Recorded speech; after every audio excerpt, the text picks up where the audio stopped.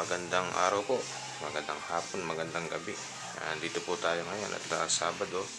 Natapos na naman ng work week. Pumapasok na ako ulit ng full time.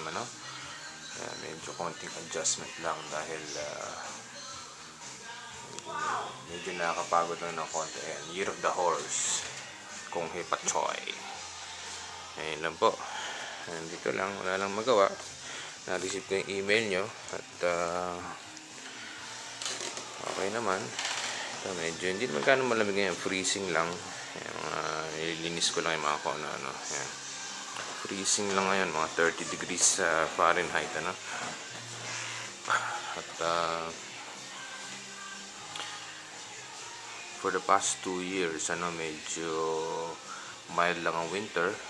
Pero ngayon bumabawi ang winter.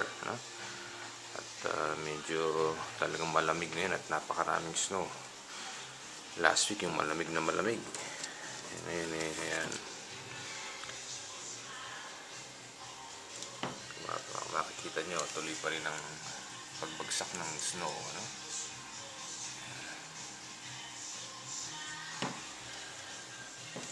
May screen kaya ganyan. Ayan lang po. At ayan ang mga chemotherapy dati.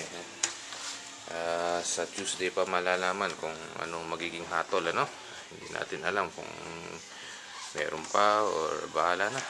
Ayan. Pero ayan lang, sa Tuesday ko pa makikita yung doktor.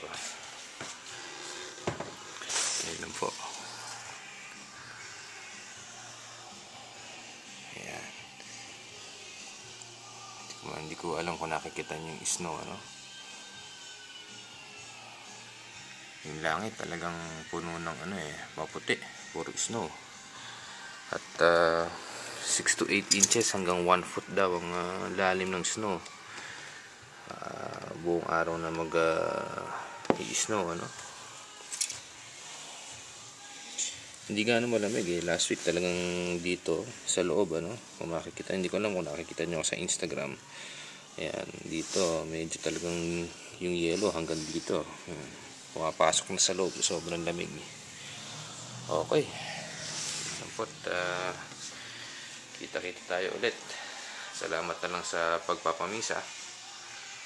Okay, at kamusta na lang kay Boy at kay Pel at sa lahat dyan. Okay. Hanggang sa susunod po.